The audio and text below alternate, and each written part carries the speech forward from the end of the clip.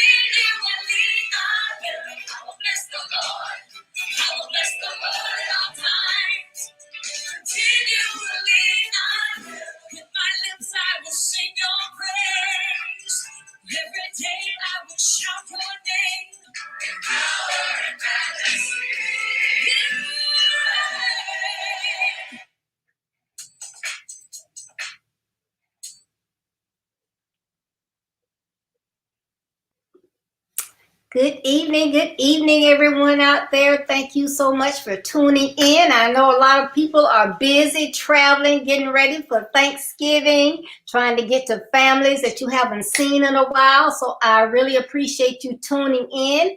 Good evening, Catherine. Thank you for tuning in. I am so excited. I have someone on today that's like family, because this is a brother of one of my close friends, Sister Catherine Trotter. We have her brother on today, Bishop Gregory Lightner. And so I'm excited to have him on. But as you know, this platform is designed to assist high school age and young adult males in overcoming obstacles that they have in their life. I believe it is better to train early rather than to fix later. And so in doing so, you know, I don't know everything, so I need people to come on and assist me in assisting our young men and being a support for them. So we have parents, educators, pastors, and grandparents, mentors to come on and to assist, and we can get different perspectives on how we can help our young men to be the bright future that we know that God made them to be. So thank you so much for tuning in. Hello, Agnes and Margie Jackson. Thank y'all for tuning in today. Well, again, I am so excited to have Bishop on. And how are you today, Bishop? I am wonderful. I'm doing great today. Wonderful, wonderful, wonderful. Well, I have a pleasure of telling you something about our bishop, for those of you who don't know him. And one of his favorite scriptures is Matthew 16 and 1. And that was my husband, and he knows I'm on. I don't know why he called me. I'm sorry, Matthew 16 and 1. And I say unto thee, that thou art Peter, and upon this rock I will build my church, and the gates of hell shall not prevail against us. Awesome. Now, Bishop Gregory Thomas Lightner IV of Richland, South Carolina, is the presiding prelate of the Glorious Church of Jesus Christ Incorporated. It is here that his wife, Pastor Karen Lightner, his mother, Apostle Frances L. Peacock, and Apostle Alberta Gray are the lead founding members of the Hardyville campus. Today, Bishop Lightner and his leadership team have global missions reaching well into Africa. That is certainly a blessing. Bishop and Pastor Lightner have been married for 27 years. That is something to be grateful for. And they are the proud parents of 6 adult children and 6 grands. Bishop's personal career as a chef of more than 25 years blessed him to be director and culinary arts instructor at Battery Creek High, where he works at cultivating valuable career skills into the lives of young people. And let me tell y'all, you're talking about cook, Bishop can cook. So Bishop can preach and Bishop can cook. Bishop Lightner is grateful for his kingdom assignments, having founded GTL Ministries. He and his wife have a radio talk show on WRUU.org entitled Is Love Enough? Recently partnering with WYTV7 nonprofit network, the show has expanded to include television. Great. You can also watch him and this JC family on the Now Network every Saturday at 7 a.m. and on Facebook Live each Sunday at 1:30 p.m. Bishop Gregory Lightner IV is a man on a mission from God to win souls for the kingdom. Did you hear that? He is a man on a mission. He don't have time for foolishness now. He's a man on a mission. So again, thank you so much, Bishop, for coming on. And this month we have been, our theme has been give thanks. Mm-hmm. So tonight, Bishop and I are going to talk about give thanks in all things. Because, we like to complain a lot and we forget that those things that we take for granted, other people don't have. Mm-hmm. So we need to be reminded that we need to give thanks in all things. But before we get started, Bishop, I know I told people, some things about you, but there's anything else that you would like to share that you could thought of?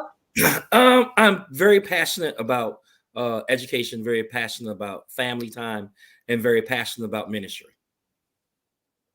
All right. Those are three great things too. Ministry, family time, and what was other missions, family time, and education. And education, yes. Yes, awesome. We thank you so much. So that means that you're going to have to come back on here with me. Yes, ma'am. Yes, ma'am.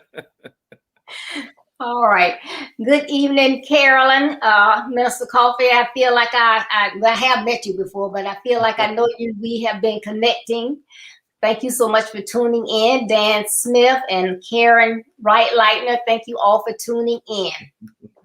Well, Bishop, there is so much going on in the world today. People often focus on the negative. How can young people shift to a positive mindset?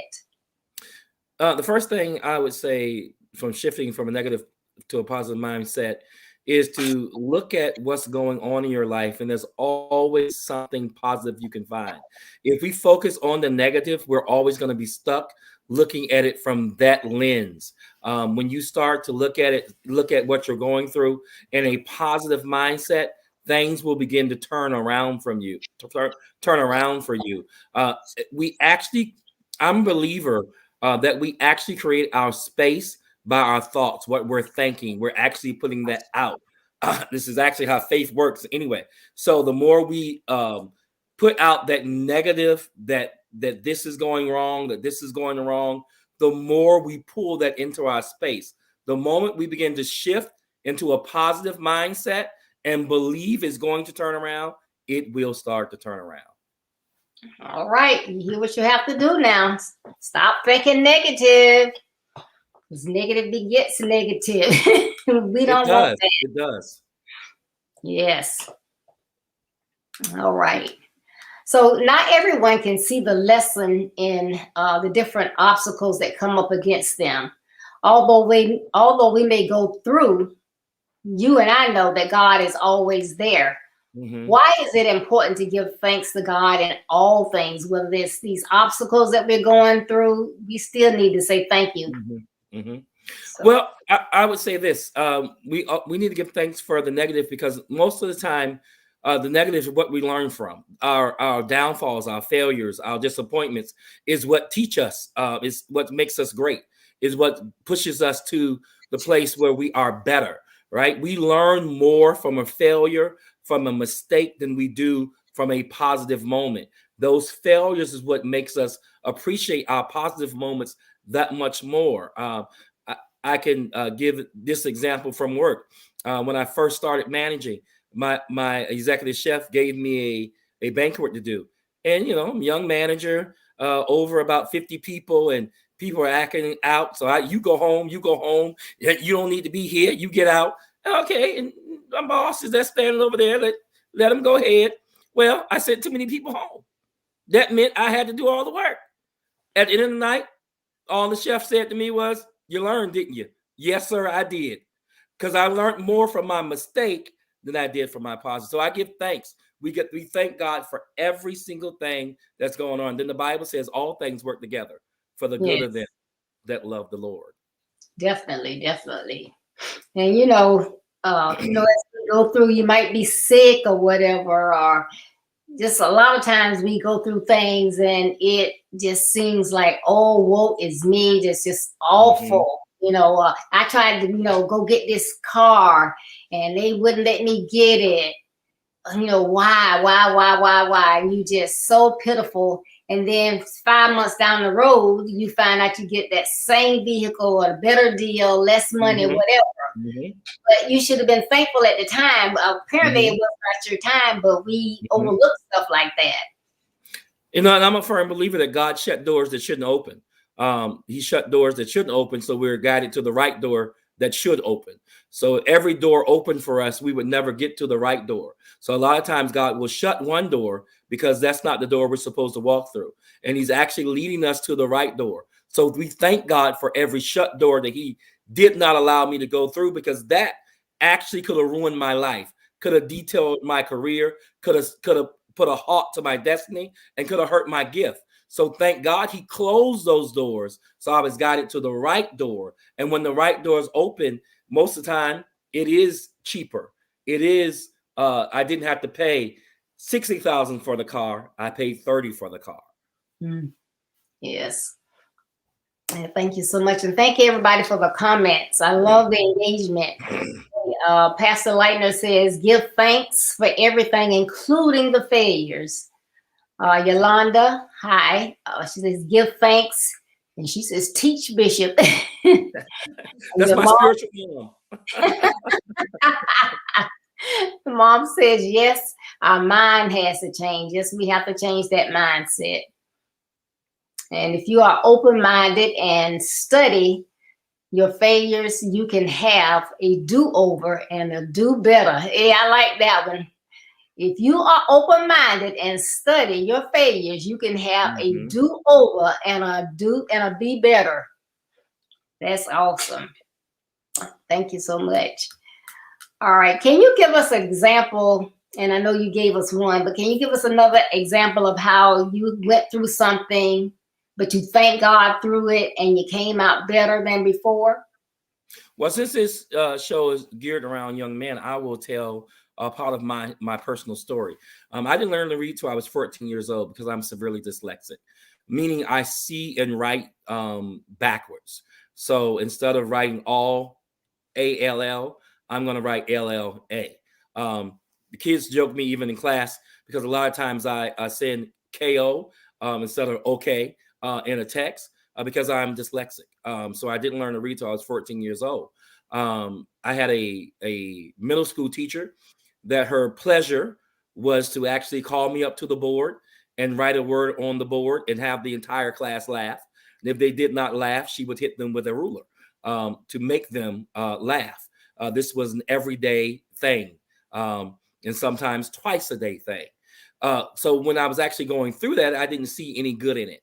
But now, as an educator, I see all the good in that because it helped me to empathize and to have education as such a passion that I'm giving to these students that walk through my door. So every student that walks through my door, whether they have a disability, whether they are depressed, whether they're going through something at home, I try to find a way to reach that student, to pull that student in, to be that teacher, that advocate, that adult in the building that this kid can actually have as a person that's going to look out for their best interest. Because I did not get that when I was in middle school and in high school. Now, I did meet a teacher when I got to high school, Miss Bialik, I will never forget, who taught me how to read and understood what dyslexia was.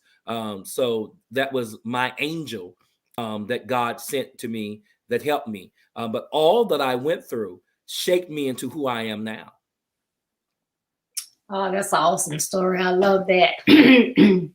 uh, you know, and what I love about it is, you didn't give up. You kept going because you just like they sat there and tried to make fun or did make fun, you could just say, I'm just going to give up. Your mom probably wouldn't have let you, but, I'm just going to give up. I'm not going to go to school. I'm just done with this. But you kept on going. And now you are that person that I've, been begging for. People step up and help others. Others are going through different type obstacles, and they don't need somebody to sit back and point and say, talk about them. They need somebody to reach out a helping hand to help them up. So I applaud you so much. You know what I found in these years of education is that a lot of African-American males just need someone to tell them that you can do it. You can do this. You can overcome it. And you'll be surprised of how many have never heard those words, have never heard you can do this. You can make it. And I tell them all the time, hey, if I made it, you can make it. You can do it. And those words are so powerful. Those simple words can change a child's life forever. You can do it. Yeah. And it's amazing how things circle back around to you. But Sunday after children's church, the leaders will talk sometime, even though we're on Zoom. But a young lady was asking, she told us a story because she wanted us to pray for this young lady. And she was saying a young lady came through their program and she couldn't understand why when she was on Zoom and she would ask a question, she would always turn her head and then she would turn back and she would answer. And then when she came through the program, she just like left. She gave up. And I'm like, well, what was the problem? She was 17 years old, but she could not read. And I said, you see, that's why people need help. I said, because it may be that she needs classes or she's dyslexic. I said that Sunday, I said, and it's that nobody's trying to help her. And that was her frustration. She says, nobody ever tries to help me. They say they're going to help me, but they never do. And it's also a stigma of people thinking that you're dumb. So, oh, he can't read or she can't read, they're dumb. Is something mentally wrong with them? No, they just need somebody to help them and remove the stigma and the judgment, because that's why many kids don't come forth. It's because of the judgment. They don't want the judgment. They don't want that person looking down on them. Oh, pitiful you. They need someone to really help them get through it. Not pity them, but help them. Yes. Thank you. Yes, Bishop, you are not only a great teacher, but a great mentor to not only your students, but other students also. That is a blessing. But just thank you so much for that. I mean, I really sincerely, anytime I have educators on, because I just think it's amazing, that, you have a gift and you are sharing it. And if parents would only just realize what that means to have educators that are assisting their children, that is a blessing in itself. Yes. Especially in our community, if we get more parents to advocate for their kid, and when I say advocate, I mean advocate in the right way. Sometimes we have parents advocating in the total wrong way. I tell parents, you have two kids. You have your kid at home. You have your kid in school. You have two different kids. Your kid home is not the kid that comes in the building every day. It's a totally different kid. And so we need parents that advocate in the right way. Advocate that this kid, your kid, gets into the right program. At Battery Creek, we have several educational programs that are very beneficial for kids when they get out of school. My program, aviation. We also have ag. We have welding, and these kids can leave out with an industry certification.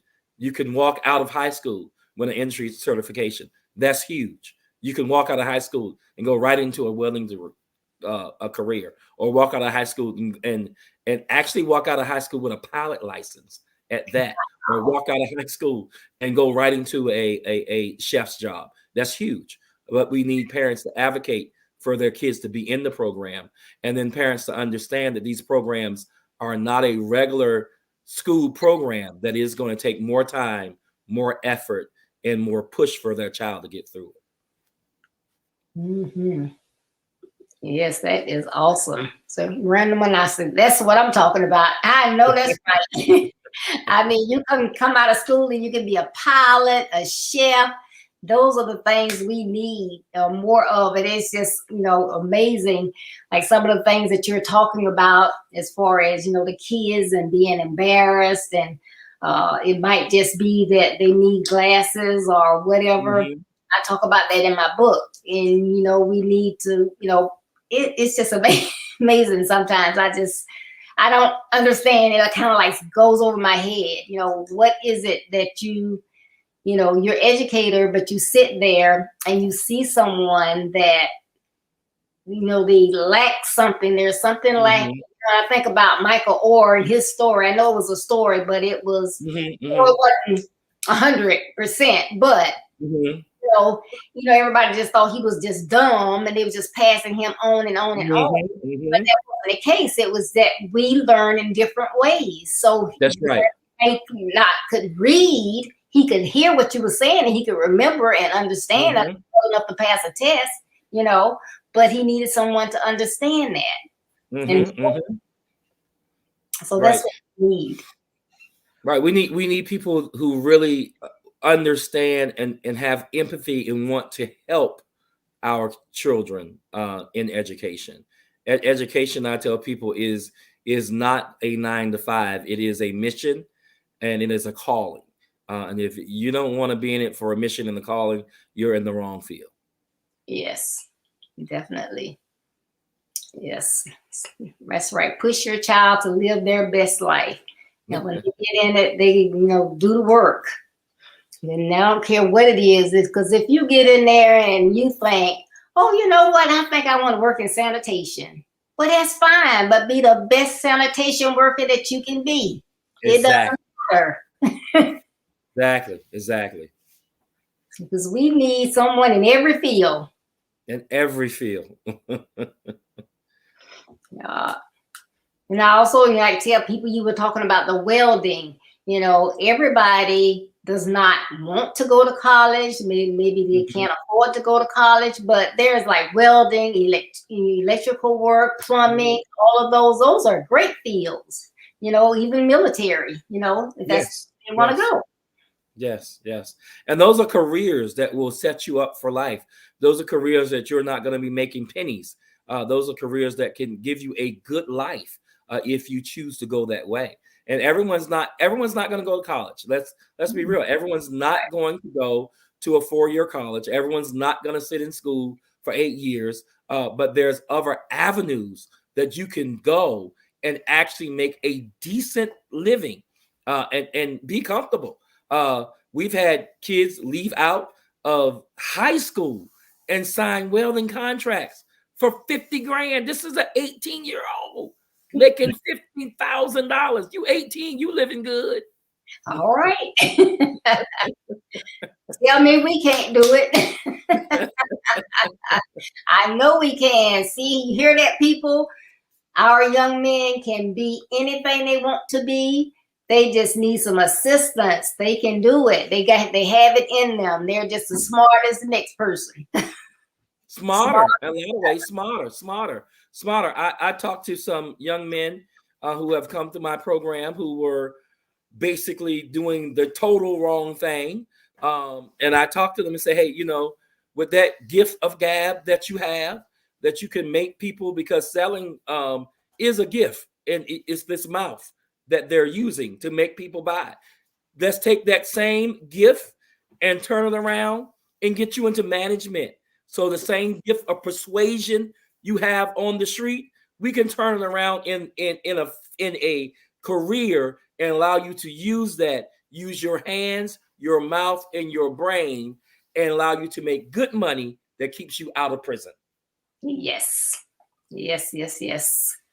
So if you we've had a lot of great success stories with a lot of young men who have actually went into different fields and said, okay, chef, let me try it. They just need that push. Yeah. And this is some great information on this talk that we're having. So if you know someone that would benefit, please share this on your pages or whatever so that they can watch it at a later time. But this is why I do this. So we can get the information that people need so they can listen to it. And, you know, if only one person is helped, hey, to God be the glory. So thank you, thank you, thank you. Please share. All right. See what Randall says. Randall says, it's good to see someone else with the mindset of you can do it and putting it into action. Yes. Awesome.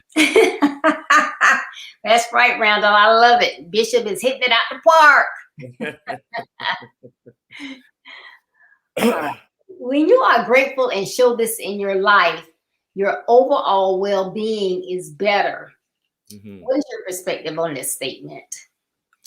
Your overall being is better when you are grateful. When you are grateful and you have a positive mindset, you feel better. You view things from a different lens, so you actually act better. If we're viewing things always from a negative lens, our overall health, our overall mindset, our overall presentation to the world is totally different, because everything then is viewed from that negative end. When you turn that around and begin to be grateful, hey, I might not have 100, I got $10, I'm grateful. I might not have the Louis Vuitton, I got the Walmart bag, I'm grateful. When you actually begin to do that, you'll begin to pull more stuff into your space that is positive. Your overall being will be better.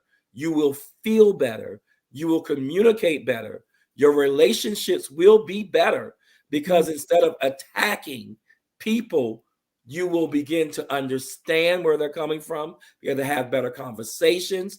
It just makes your life living better, being from a grateful mindset. Yes. It is your mindset that is going to actually determine the things and the opportunities that you take advantage of. I was just talking to a young man on the other day about his mindset. Well, I don't understand why they want to offer this to me. Why not? Why wouldn't they want to offer it to you? Well, they got to have some kind of motive. What kind of motive? What kind of motive do they have? But if you're so used to everyone wanting something, if you're so used to having every thinking negative, when an opportunity comes your way, you view it that way, and you miss out on what could be a life-changing thing because of your mindset. All right. Yeah, you have to change that mindset. That can be so detrimental to you.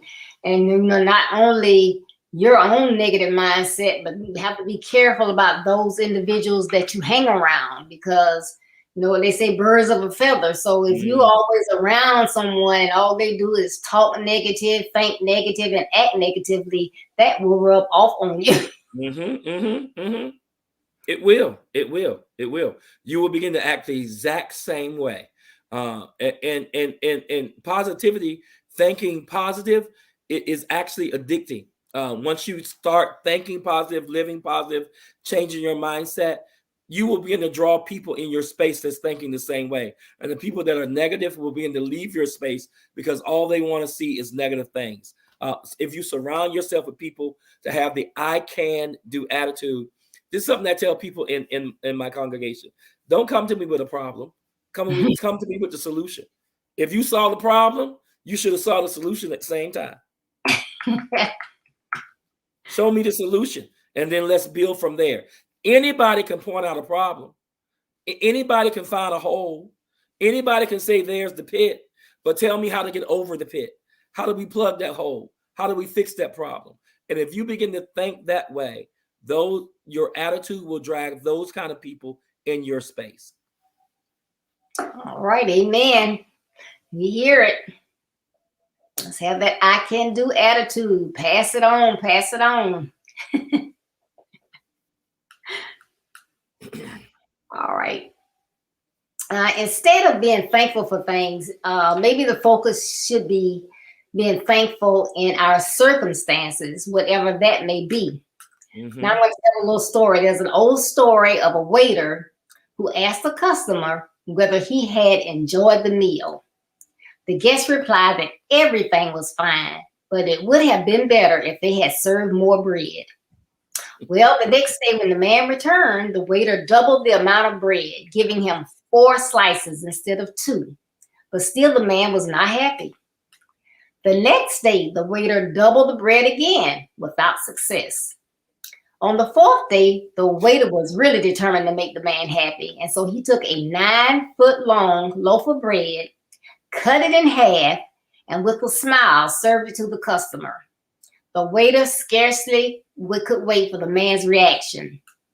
After the meal, the man looked up and said, "Good as always, but I see you're back to only serving 2 slices of bread."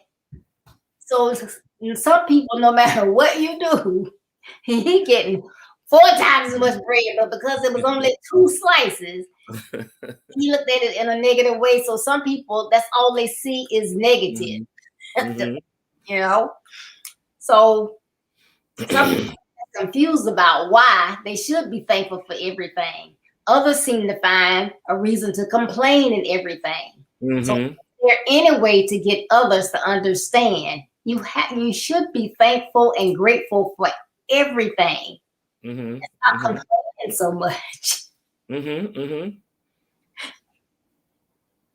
The situation could always be worse. And that's something that, I think during this time of COVID pandemic, that's one of the lessons that all of us should have learned. Our situation can always be worse. It can always be worse than where we are at any moment, but by his grace, we could go down. So while I'm up, I can be grateful. If it's just for life itself, I can be grateful because others don't have the opportunity of just life itself. Now, do we want our situations to get better? Of course we do. All of us want our circumstances to get better. Would we like our circumstances to be better? Of course we do. Would we all like to be millionaires and billionaires and fly jets around? Of course we would. Yes, we all want that. We all would love that. But we're not all going to be there. So while we are where we are, can we be grateful for this? Yes. Can we still desire more and still be grateful? Yes. Because the situation could always be worse. Yes. Amen to that. Yes. See what Mama said.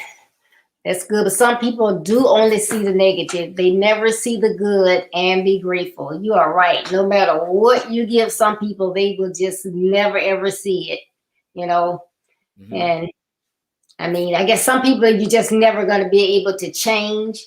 But there is just always something in everything that you be grateful for. And our coach has given us this,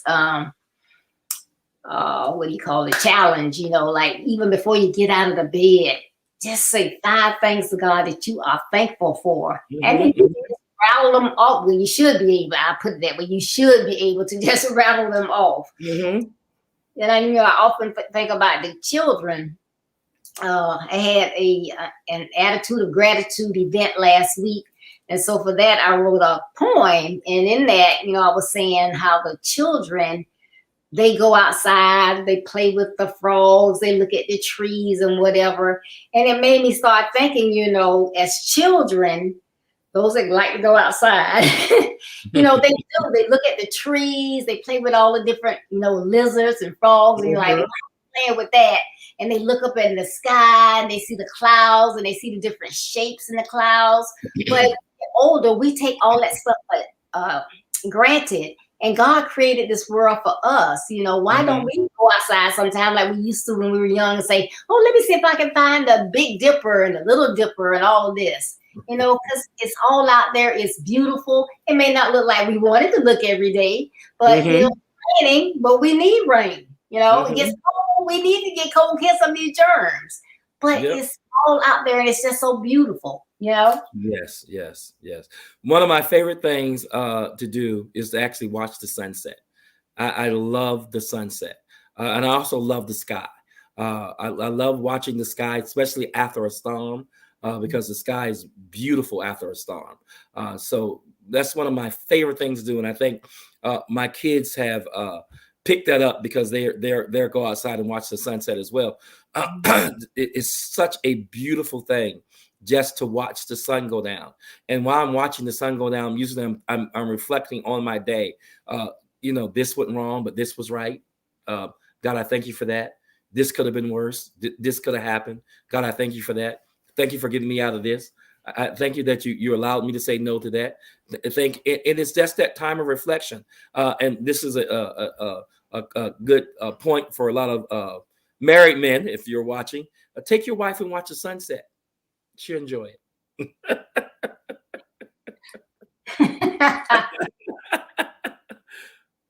Little roses, she'll enjoy it.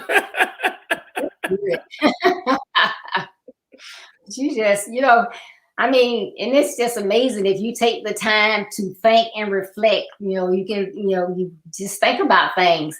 I know I was in an accident one day. I was going on I-10, and I was in this accident, and I was in the middle lane doing the speed limit. I don't know where this person came from, and they hit me. I think they hit me twice, but but afterward, only thing I could do was say, "Oh, thank you, Lord," because I actually felt like my car got picked up and placed right here, and then got picked up and got placed right here. Mm-hmm. And I know that she had hit me really hard because I was like, I can't find my phone. I can't find my phone because somebody came to my window to help, and I was like, well, I don't know where my phone is. And then I realized that it had hit so hard it knocked my glasses off, so that's why I couldn't see anything. But it just felt like God just picked me up and just put me over there, and it's like, well, I don't know. So I thought, oh, it just dinged my mirror or something. So I get out of the car and go around there and look, and I mean the whole side of my car was like it just went down one end and down the other. The axle was broken, everything. But I know that was God, Yes, that's yes. to be grateful for. Yes. Yes. And you can just think of a million things. So we just, and I was saying that, we've been talking about it. Just about everybody's been talking about being grateful this month, but let's take it on through December and next year. That's just something that we need to do more of. It should become a lifestyle. You should be being grateful. Being grateful should be a lifestyle. My kids started this, and this is all of them. My girls started this. Tell one thing that you are grateful for at dinner. So when we're sitting around the table, and my kids are older, but we still sit around the dinner table together, and they started, hey, what's one thing you're thankful for the day? And you have to say one thing that you're grateful for that day. But it makes you reflect. It makes you really think about, okay, there's so many things I should be grateful for today that I just took for granted. Right. But I really need to be grateful for that. Yes, we have so much. We are truly blessed. Well, I know you're going to be busy, so I won't not linger. So can you please give our viewers 5 tips to help them to transform their mindset to want to be grateful? The first thing I would do is, this is something that we actually learned a few months ago, is think win-win. Think win-win. How can I win in the situation? How can the other person win in the situation? So think win-win. You don't have to necessarily, the other person doesn't necessarily have to have a loss for you to have a win. So think win-win. How do we all win in this situation? And that's one way to transform your life from a negative mindset, thinking win-win. Okay, this is a conflict. How do we all win and come to a resolution? The next thing I would tell viewers is to begin to think with the end in mind. What is my end goal? How do I see this ending?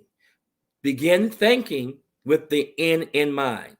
Now, I actually use this a lot A lot. So a lot of times now when I open my mouth, I'm thinking, what's my ultimate outcome? I'm thinking with the end in mind. If I say this because I'm mad, and I say this now, what's going to be the end result? Think with the end in mind. So that's another great tool to begin to transform your life and relationships. And when I say relationships a lot, because beginning to go from a negative to a positive space is really all about relationships too. The relationships to people that are in your space. So think with the end in mind. The other tip I would tell people is to mute your point when you're in conversations. Mute your point. Let your point be silent. Mute your point. This is something I actually was in a class, and the instructor was very vocal, got very angry because everyone wasn't saying anything. And when we began to talk, and he said, "Mute your point. Mute your point so you can hear what others are saying. Mute your point so you can hear what God is saying. Because a lot of times we pray, but we're praying with our point. I want this is what I want. Mute your point so you can hear what God is saying. Mute your point so you can hear what others are saying. And you will begin to transform your relationships, your space, and the people that are around you. That has been a powerful tool for me as well. It's not always easy because we as humans, we want our point heard. We want our point across. We want to tell folk off. This is what I want to say. You're going to listen to me. This is how it's going to be, blah, blah, blah. But when you mute your point, you can hear what the other person is saying. Yes. Yes. Excuse me. The other thing I would tell people to do is to begin every day being grateful for something. Be grateful for something. Every day you wake up, when you open your eyes, thank God for the house. Thank God for the sunlight. Thank God for the bed you slept in. Thank God for the pillows. There's something you can thank him for. Thank God for the breath in your body. Thank God for just being alive. And if you do that, you will find your whole day is a little bit better. It's just a little bit better. Now we have a challenge. One of my students actually did a challenge where we have to do something grateful, something we call it a praise moment. You have to say something that you are happy about every hour. So we've been doing that, but it actually transformed your day. So while you're upset, because we get upset during the day, and then here comes that time. Now I gotta be thankful, happy about something. It changes your day. It actually takes more energy being mad than it does to be thankful and happy. Yes. Did I give y'all 5 or 4? I can't remember. 4. That was 4.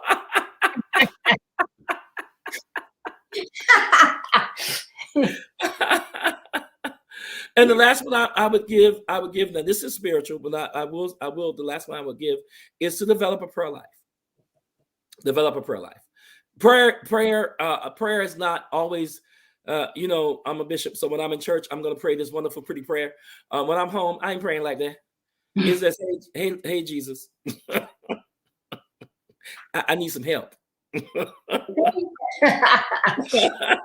We thou art God, you are no.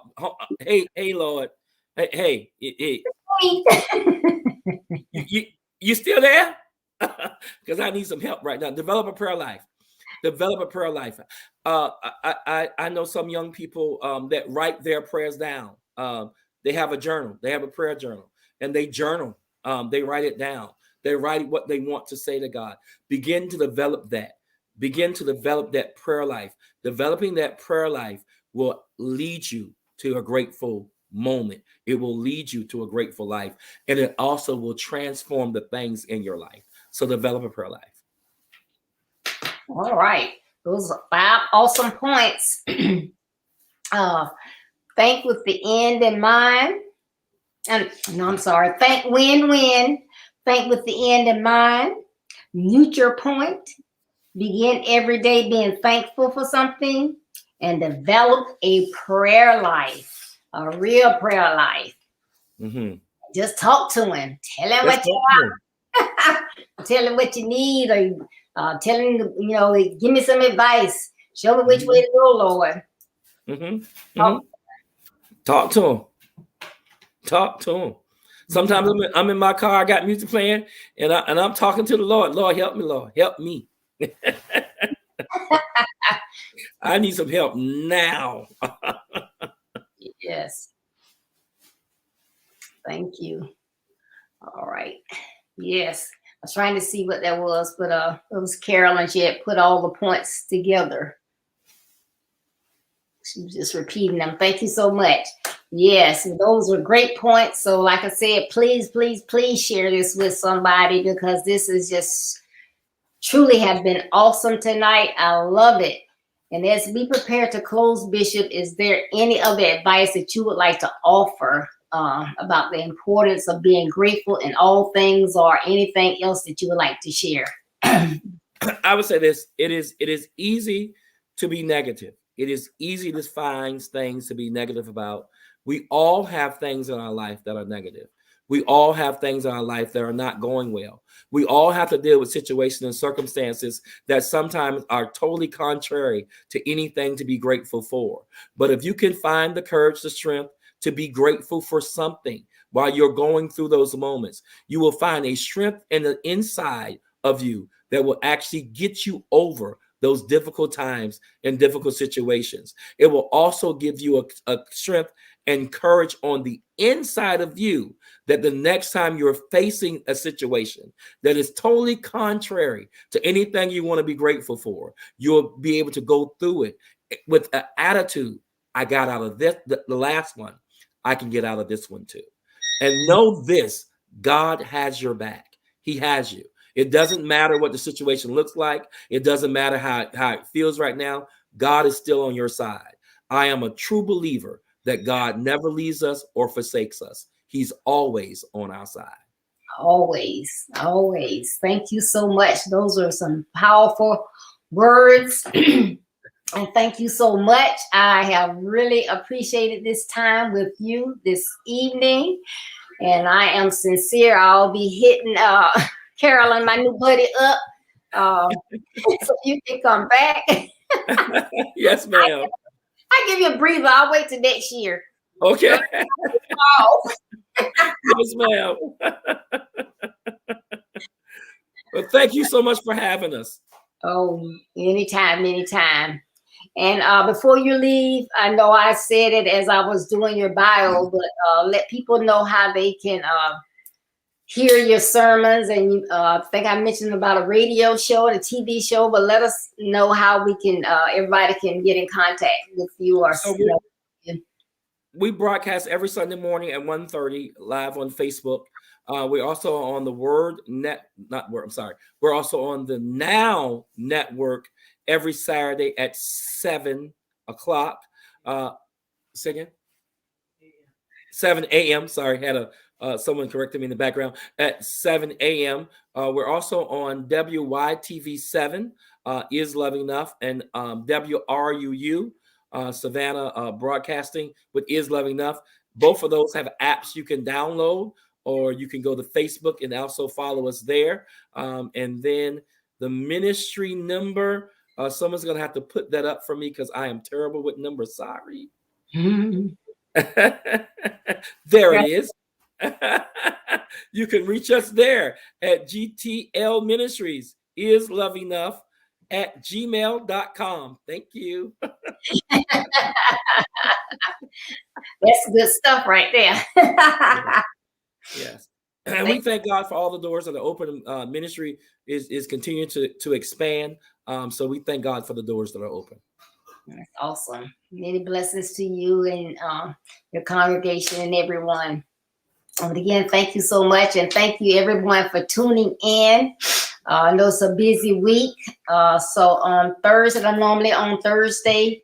I will not be on at 6:30 p.m., but I will be on sometime during the day just to reach out and say happy Thanksgiving to everyone. So if you turn on your notifications, you'll know when I come on, or you can look at it later, because I know everybody will be busy going from house to house and eating and watching football. So, but I do want to reach out just to say happy birthday and how grateful I am for everyone who has assisted me this year in my Build Your Best Life platform. So I do appreciate it. So thank you so much for tuning in. And remember, as you go on your way to being a better you, you will run into distractions, rough terrain, detours, and pitfalls. Don't let any of those negative distractions stop you. Though they may slow you down, keep going to be a better you so that you can build your best life. And remember, building your best life is not a slogan. It's our business. I love you. Be blessed. Stay safe. Have a wonderful and safe holiday with your families. Bye-bye, everyone. Wait a minute. Hold up. Let's see. Carolyn gave us some more information. Yeah, there you go. There's some more information before I sign out. Thank you, Carolyn.